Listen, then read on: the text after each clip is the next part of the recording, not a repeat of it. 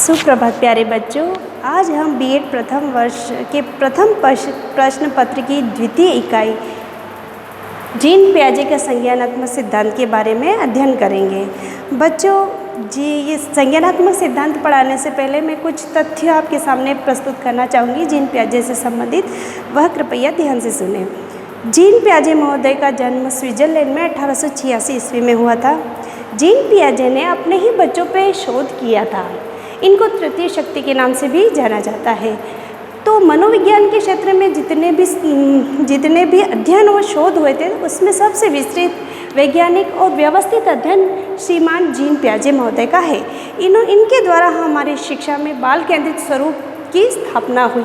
पहले शिक्षा थी जो शिक्षक केंद्रित था, लेकिन अब बाल केंद्रित स्वरूप को लेकर ही हम शिक्षण अधिगम प्रक्रिया संपन्न करवाते हैं। बच्चों में रुचि, शिक्षक जो है होता है वो कक्षा में बच्चों की रुचि के अनुसार अपनी शिक्षण सहायक सामग्री का उपयोग करता है तथा बच्चों की रुचि जागृत करवा के ही शिक्षण अधिगम प्रक्रिया करवाता है। ठीक है, तो इसमें जो संज्ञानात्मक प्रक्रिया है तो उसका अर्थ ज्ञान से नहीं, संज्ञानात्मक प्रक्रिया का अर्थ बच्चों ज्ञान से नहीं होता, बल्कि किससे होता है? मानव बुद्धि से। किससे होता है? मानव बुद्धि। मानव बुद्धि के द्वारा क्या होता है बच्चों? मानव बुद्धि के द्वारा ज्ञान को संग्रहित करते हैं, संगठित करते हैं, व्यवस्थित करते हैं और उस ज्ञान को हम परिस्थितियों के अनुसार उपयोग करते हैं। तो ये सारी प्रक्रिया क्या कहलाती है? संज्ञानात्मक प्रक्रिया। ठीक है, यानी कि संज्ञानात्मक प्रक्रिया का अर्थ ज्ञान से नहीं होता, बल्कि मानव बुद्धि से होता है, जो ज्ञान को संगठित, व्यवस्थित और समय के अनुसार या परिस्थिति के अनुसार उसका उपयोग करना सिखाता है। यानी कि इसका सामान्य अर्थ, संज्ञान का सामान्य अर्थ हुआ जानना। संज्ञान का सामान्य अर्थ क्या हुआ बच्चों? जानना या समझना। क्या हुआ? जानना व समझना। किसके माध्यम से समझना? मानव बुद्धि के द्वारा समझना। मानव बुद्धि के द्वारा समझना यानी बौद्धिक जो शक्तियाँ होती है उसका इस्तेमाल करना। तो इसके कारण क्या होता है? बच्चे स्वयं समस्या समाधान में भाग लेते हैं, बच्चे स्वयं प्रत्ययों का निर्माण करते हैं, विचारों का निर्माण करते हैं और किसी चीज़ को देखकर वह ज्ञान ग्रहण करते हैं। यानी स्मरण, चिंतन, ये जितनी ही मानसिक शक्तियाँ हैं वह क्या आती है बच्चों? संज्ञानात्मक प्रक्रिया में। और जीन पियाजे महोदय कहते हैं कि जो बच्चा ज्ञान लेता है ना, वो कार्य करके ही सीखता है। मतलब ज्ञान कैसे मिल रहा है? कार्य करने पर ही। अगर कार्य नहीं करोगे तो ज्ञान क्या है? हमें नहीं मिलता है। तो जीन पियाजे महोदय ने संज्ञान का अर्थ होता है जानना तथा समझना, और ये जानना समझना प्रक्रिया स्टार्ट होती है मानव बुद्धि के द्वारा।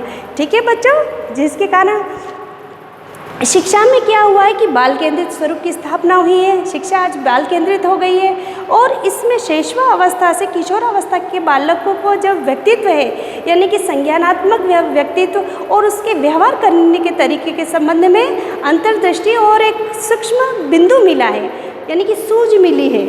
पहले ऐसा नहीं था, लेकिन आज अंतर्दृष्टि और जो सूझ मिली है वो जीन पियाजे महोदय के संज्ञानात्मक सिद्धांत के फलस्वरूप ही हमें मिली है। ठीक है, यानी कि शैशवावस्था से किशोर अवस्था के बालक का अध्ययन हम उनके व्यक्तित्व का अध्ययन करते हैं, व्यवहार का अध्ययन करते हैं और उनकी जो संज्ञानात्मक प्रक्रिया है उसका अध्ययन हम इनके संज्ञानात्मक सिद्धांत के द्वारा ही करते हैं। ठीक है, तो संज्ञानात्मक सिद्धांत है वह जीन पियाजे ने 4 अवस्थाओं में हमें बताया है। पहला है इंद्रिय जनित अवस्था। क्या होता है बच्चों?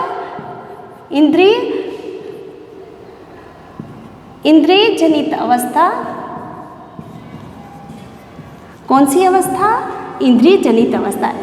इसके वर्षकाल क्या होता है? 0 से 2 वर्ष। ठीक है, फिर आता है पूर्व संक्रियात्मक अवस्था। पूर्व संक्रियात्मक अवस्था, इसका वर्ष क्या हो जाएगा बच्चों? 2 वर्ष के बाद में 2 से 7 वर्ष। ठीक है, फिर आता है मूर्त संक्रियात्मक अवस्था। मूर्त संक्रियात्मक अवस्था, इसका कार्यकाल क्या हो जाएगा बच्चों? 7 के बाद में आप 7 वर्ष से आप कोई 11 मानता है और कोई व्यक्ति इसको 12 भी लगाते हैं ना। तो कोई वैज्ञानिक इसका अर्थ 11 भी मानते हैं और कोई 12 भी मानते हैं। और चौथा है औपचारिक संक्रियात्मक अवस्था। कौन सी अवस्था? औपचारिक संक्रियात्मक अवस्था। ठीक है, पढ़ते रहो, हाँ बोलते रहो। इंद्रिय जनित अवस्था, पूर्व संक्रियात्मक अवस्था, फिर आता है मूर्त संक्रियात्मक अवस्था, और उसके बाद में कौन सी अवस्था आ जाती है बच्चों? औपचारिक संक्रियात्मक अवस्था। यानी 11-12 वर्ष के बाद की जो अवस्था है वो किस में आ जाएगा? औपचारिक संक्रियात्मक अवस्था। आज हम इस वीडियो में इन दोनों का विस्तृत अध्ययन करेंगे, इंद्रिय जनित अवस्था और पूर्व संक्रियात्मक अवस्था। इंद्रिय जनित अवस्था बच्चा जब जन्म लेता है तो शैशव अवस्था से 2 वर्ष तक होता है। यानी कि बच्चे ने जन्म लिया और 2 वर्ष के बीच में वो क्या क्या गतिविधियाँ करता है, तो उसमें वो ज्ञान कैसे लेता है? तो वो इस वर्ष में वो ज्ञान अपनी शारीरिक क्रियाओं और तथा संवेदनाओं के माध्यम से ज्ञान को ग्रहण करता है। ठीक है, यानी कि वो चलेगा, शरीर के माध्यम से किसी खिलौनों को पकड़ेगा, वो लुढ़कता लुढ़कता जाएगा, हाथ में पकड़ेगा, अच्छा लगेगा तो लेगा, नहीं तो वो पटक देगा, और कभी कभी वो मुंह में भी डालने की कोशिश करता है। तो यह किस में आता है? इंद्रिय जनित अवस्था में। ये उस बच्चे का ज्ञान किससे ले रहा है? शारीरिक क्रियाओं के माध्यम से और संवेदनाओं के माध्यम से। इसके अलावा वो स्पर्श के द्वारा भी ज्ञान लेता है। अपनी माता पिता को वो क्या स्पर्श के द्वारा पहचान लेता है। ठीक है, और गंध के माध्यम से भी वह ज्ञान ग्रहण करता है। ठीक है, इसमें बच्चा क्या करता है? बच्चा छोटे छोटे शब्दों का प्रयोग करता है, जैसे पापा, मम्मी, दादा, इस तरह से छोटे छोटे शब्दों का प्रयोग करने लगता है। और इसमें क्या खासियत होती है? 6 महीने का बच्चा होता है जो अपनों को देख के स्माइल पास कर देता है, हंसता है। लेकिन अगर कोई अजनबी उस बच्चे को उठाएगा तो वो रोने वाली शक्ल बना देता है। यानी कि उस व्यक्ति के प्रति बच्चे के मन में भ्रम पैदा हो जाता है, डर पैदा हो जाता है कि मैं इसके साथ में नहीं जाऊंगा। तो ये उसकी मुख्य विशेषता होती है कि वो अपने को देखकर स्माइल पास करता है और अजनबी को देख के भय, उसके चेहरे पे भय व्याप्त हो जाता है। ठीक है, तो कौन कौन से हुआ? छोटे छोटे शब्दों का प्रयोग करेगा, छोटे छोटे शब्दों का प्रयोग करेगा। इसके अलावा अपनों के सामने स्माइल पास करेगा और अजनबी के सामने भय पैदा करेगा, और वह शारीरिक क्रियाओं संवेदनाओं के माध्यम से ज्ञान को ग्रहण करता है। ये किसकी विशेषता है बच्चों? इंद्रिय जनित अवस्था। Very good. अब आता है पूर्व संक्रियात्मक अवस्था। पूर्व संक्रियात्मक अवस्था का वर्षकाल क्या है बच्चों? 2 से 7 वर्ष। कितना है? 2 से 7 वर्ष। इस जो अवस्था है इसको हम खिलौनों की आयु कहते हैं। खिलौनों की आयु कैसे बना? तो आपने भी देखा होगा, इस वर्ष बच्चा विद्यालय भी जाना प्रारंभ कर देता है और इसके साथ में खिलौने से भी खेलता है। तो जो लड़कियां होती है वो तो गुड्डे गुड्डे खिलौने से खेलना अच्छा लगता है उनको। तो गुड्डे गुड्डे खिलौनों में क्या देखती है कि ये मेरी टीचर है, ये मेरी मम्मी है। तो विद्यालय में जो शिक्षक या शिक्षिका पढ़ाते हैं तो वह उनके माध्यम से अनुकरण करते हैं। किसके माध्यम से? गुड्डे और गुड़ियों के खिलौनों के माध्यम से वो क्या करते हैं? तो कोई तो गुड्डा होगा तो उसको टीचर बनाएंगे, है ना, सर बनाएंगे, और कोई गुड़िया होगी तो उसको मैडम बनाएंगे, कोई मम्मी बनाएगा। तो वो इन निर्जीव चीज़ों में क्या करने लगता है बच्चा? सजी की तरह व्यवहार करने लगता है। विद्यालय भी जाता है, तो विद्यालय जाता है तो वो सबसे पहले क्या करता है बच्चों? इस उम्र में वो गिनती गिनना सीख जाता है ना, गिनती गिनना सीख जाता है, हल्का और भारी का पहचान करना सीख जाता है। इसके अलावा क्या करता है? रंगों को पहचानना भी सीख जाता है, सीखता है ना, है। और वो हिंदी और जो इंग्लिश की कविता वो एक साथ में बोलना प्रारंभ कर देता है। ठीक है, तो इस आयु को क्या कहते हैं? खिलौनों की आयु कहते हैं। शिशु गिनती गिनना सीखता है, रंगों को पहचानना सीखता है, हल्के भारी में अंतर करना सीख जाता है, और माता पिता की आज्ञा का भी पालन करता है। वह मतलब कि माँ, मम्मी या पापा घर में कोई बोलेगे बेटा गिलास भर के पानी लाओ, गिलास लाओ, तो लेके आते हैं। लेकिन इस उम्र में क्या होता है कि बच्चों को जो तर्क वितर्क विवाद नहीं होता, यानी तर्क वितर्क करने की शक्ति नहीं होती, इसलिए इसको क्या कहते हैं बच्चों? अतार्किक अवस्था भी इसको कहते हैं। कौन सी अवस्था? अतार्किक चिंतन। ठीक है, तो आप चाहो तो लिख सकते हो, याद रहेगा। तो किसमें अतार्किक चिंतन नहीं कर सकते हैं? इस अवस्था में अतार्किक चिंतन। ठीक है, यानी कि वह वाद विवाद नहीं करता। और इसमें सबसे पहले क्या होता है? इसमें बच्चों में आत्मकेंद्रिता के भाव भी उत्पन्न हो जाते हैं। आत्मकेंद्रिता भाव और अहमवादिता के भाव, यानी कि मैं ही सब कुछ हूँ। तो बच्चा क्या सोचता है?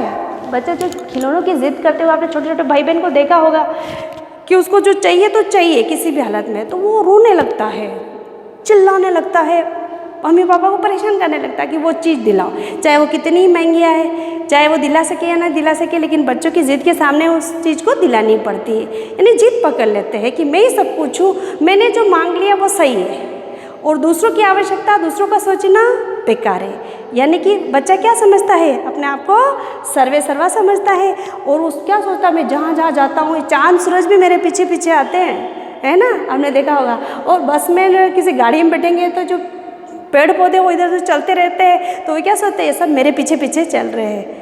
ठीक है, यानी कि वस्तु स्थायित्व का भाव इसमें जागृत हो जाता है। ठीक है, अगर बच्चे क्या, अगर उनको खिलौने छुपा देंगे ना तो वो भी ढूंढते हैं, लेकिन इससे जो पहले की जो अवस्था थी, कौन सी थी, इंद्रिय जनित अवस्था में बच्चों के सामने खिलौने बताए और वो छुपा दिए, तो बच्चे ढूंढने की कोशिश नहीं करेंगे। लेकिन इस उम्र में, यानी कौन सी, पूर्व संक्रियात्मक अवस्था में बच्चे खिलौनों की ढूंढने की कोशिश भी करते हैं। शिशु अहमवादी हो जाता है, अनुकरणशीलता पाई जाती है, जैसा पापा करते हैं वैसा वो भी करेगा, जैसे मम्मी कहती है वो सब लड़कियां बोलेगी। यानी कि अनुकरणशीलता के आधार पर अपने ज्ञान को संग्रहित करती है। ठीक है बच्चों, अब हम नेक्स्ट वीडियो में पढ़ेंगे पूर्व संक्रियात्मक अवस्था और औपचारिक संक्रियात्मक अवस्था। तब तक के लिए धन्यवाद।